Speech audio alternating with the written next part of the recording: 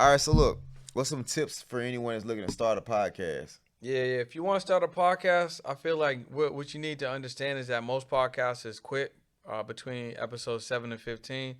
So I don't recommend anyone just go out and start a podcast per se. I recommend that you start a virtual show first to Yeah, see if you can keep up with it because it's work. yeah, Podcasting is super trendy right now. Everyone want a podcast. Everyone feel like they can start a show. So I recommend you use like Riverside. Riverside's cool because it will record your audio and your video, and it will clean up the video. Like Zoom Mm. don't clean it up, StreamYard don't clean it up. They got a software built into it, so it's gonna clean up. Riverside. Oh, okay. Riverside.fm. I'm taking notes. I'm Yeah. taking So notes. Riverside.fm is a great platform for you to start podcasting or even stream your podcast live. And like I said, get used to that first. Get 10 to 20 interviews done, feel comfortable. And then if you're like, yo, I actually want the in-person experience, then invest in some equipment, you know what I'm saying, and do your thing. Also, on the contrary, you don't have to have no equipment, right? Because if you got a budget, you can link up with a podcast studio, an engineer, an editor, just show up with talent. And then just, you pay a little bit extra, but you Yeah. ain't got to worry about no equipment, no engineer. You ain't got to worry about no editing, nothing. You just show up, shoot the podcast, and go home. So there's a lot of different ways for you to do the podcast. There's not one way. Tons of different equipment. You know what I'm saying? You can my setup is mobile. I take my joint everywhere I go. So there's like so many different ways you could do it. And even if it was a virtual show, you don't need no equipment. You could do that anywhere. You can even rock that with your phone. So that's one thing I recommend. Start a virtual show. See if you like it. See if you're gonna understand that it's actually work. See if you enjoy the steps from conceptualizing the show to the show actually coming out. Then commit to, okay, yeah, I want an in-person situation. I want equipment. You know what I'm saying? I need this. I need that. But if you know yourself, I'm going to take it serious from the jump, then, yeah, get your stuff. Get your setup. Do your thing. But I don't recommend that everyone do that if you're just trying it out. Because you're going to try it out, spend all this money, and then ain't no more podcasts. And that's Right. generally what happens. You know what I'm saying? If you do like 50 episodes, you like in the top 10, 15% of podcasters. You know what I'm saying? Because most of them quit. Yeah, they do. It's easy to beat competition. One thing I like that you said is so one tip I would have is, like you said, just kind of start going. Don't get analysis paralysis by thinking too hard and being perfectionist. I saw someone post earlier. It was a podcast page. They said before you start with 25 episodes in your mind written down, and that could work for someone that's really super professional. But I feel like the average person just need to get their feet wet and learn how Yeah. to swim, because that would definitely cause analysis paralysis, and everybody has a plan till they get punched in the face. Meaning, Facts. you got 25 episodes, but once you start shooting them, you start realizing the real hard part is not coming up with episodes, getting everything It's shot. executing. Oh man, did I bring the USB? Did I Oh bring the man, USB? do I got extra batteries? Do I got extra Camera batteries? died. You know what I'm saying? I don't got enough light. Yes. I left one of the mic cords at the crib. The guest is here. Oh, the guest is late. Yes. You know what I'm saying? Like Yeah. all these things are going to happen. And you gotta realize, like, am I built for these obstacles that are gonna come up? Yeah. Do I need a co-host? Do I need an assistant? Do I need an engineer? Do I need somebody that's gonna double check, make sure I got everything? Cause I ain't gonna be the one making sure that I got everything. Like you gotta be real with your situation. But once you get through all that, it's a great thing. Cause like no one's gonna say no to come on the show. So it's an easy way for you to get like some coaching, network, collaborate, build. You know what I'm saying? Meet people, travel. It's really a cheat code on relationship building, to be honest with you. You can meet so many people by just having a show. Yeah, hell yeah. And then for you fellas that want to learn a good way to pick up chicks, you go up to her and you say, "What's up, baby? You want to get on my podcast?" She won't say no. That's a fact. She ain't gonna say no, So how I got in the game, I was kind of the same way, just making YouTube content. my whole thing is business, showing people different hustles, side hustles. And my main art of when it comes to hustling is reselling, selling products Mm. online, eBay, Amazon, pallet flipping. So I've been dealing with I've been rocking with David Shands for a minute. So he been like at first he was just kind of digital marketing entrepreneurship, but he was like forget this niche. My niche is podcasting. So he put a lot of content out related to he does a lot of content on content. So it just kind of put my mindset in, okay, this is the game they playing. Content, offers, packaging your knowledge, whatever, repurposing your content. And then he got heavy on the podcast. And so so I just kind of let his influence and like my co-host, normally have a co-host. And I would get pretty much put the course in his hand, and I wouldn't consider him a mentor. Well, I can say he's the closest thing I had to a mentor, but he not nobody I can call and be like, bro, what's up? What am I doing right or what am I Mm-hmm. doing wrong? Yeah. But the information that he's provided is like what I've like.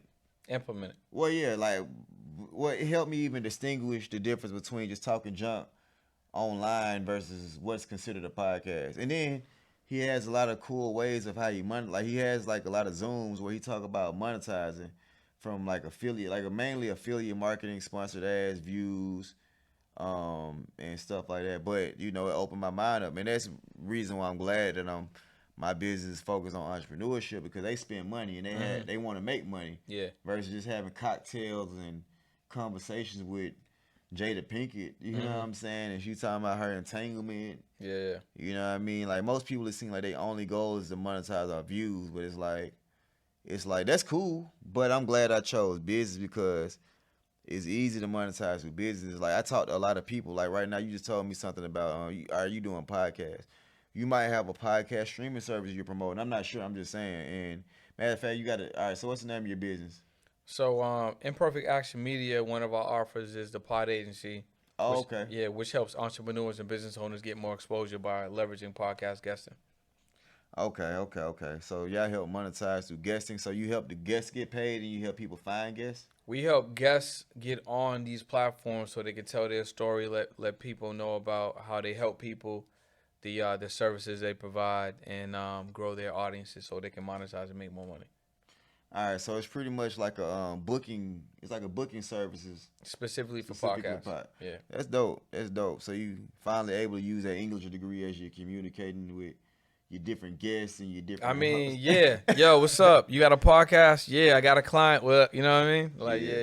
yeah. I bet when they communicate, they like, man, the way he talking, man, I know he got a degree. But Now, what made you start? What made you start this service? yeah, I saw it was so one of the ways that I was able to figure it out is something I can give y'all too. Is like if you don't know what offer to have, or what business to start, look at like what's something that you can improve. What's something that you feel like you need to get to the next level. Maybe let's say your credit. Maybe your credit's not good. Well, if your credit's not good, you can fix your credit. That's something that you can provide to other people. So then I will work on that, right? Another thing I will look at is what's something that's missing in the marketplace or something that can be improved in the marketplace. You can fill in that void that you can monetize that. Another way to look at it is what are you seeing? What are you hearing people complain about or wish that something was improved and it doesn't exist? You can create that. So for me, I had a lack of exposure for my business. I had a lack of people not knowing who I was and what we did and how we help people. So that's why I started doing that. And once I started doing it, I put an offer out, and then I got 3 people that was like, "Yeah, I want to take advantage of that right now." So then I realized, okay, cool. If these 3 people, want to pay me to provide this service, then that means other people will as well. So it was just a matter of time. Once we put the offer out, we kept refining the offer, kept refining the services. I mean, we still do that now. But it was Of something course. that, yeah, but it was something that I needed. And then I put the offer out, and then people took it. So I was like, okay, cool, this is it. You know what I'm saying? And every time I talk about wherever I'm at, people always want to learn about it because people need exposure. 2 things business owners lack is exposure and reliability on like a steady lead flow. Most business owners rely on word of mouth, you know what I'm saying, and referrals. You can't build a business like that.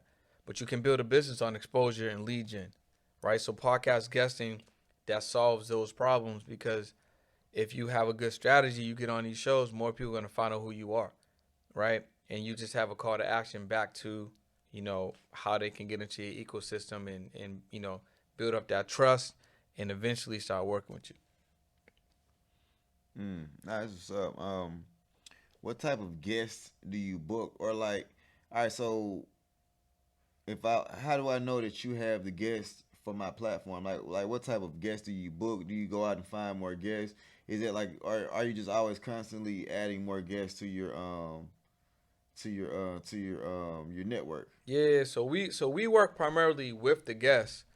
So we actually go out and continue to find more podcasters for the guests, right? We have a big podcast network. So one of the things that we do is we put together these clients one sheets, and these Mm-hmm. one sheets are gonna have profile pictures, Yep. bios. You know what I'm Mm-hmm. saying? Expert topics might be 3 or 5 expert topics, Yep. maybe 2 to 4 secondary topics, Yep. maybe some downloadable items. We put videos on there now, so you click the link, you get to meet Brendan. It might be a Yeah. 60-second video of why I would be a good candidate for your show. You know what I'm saying? VSL. A quick Yeah, VSL. yeah, quick one, right? So we give you that, and then you're able to kind of see if the client might be a good fit. Plus, you get to see the energy of the client. You know what I'm saying? Oh, this is a client's energy. This is the value they're gonna bring.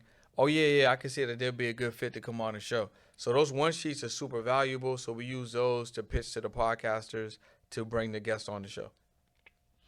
Oh man, this is dope. And I'm assuming that different people have different fees.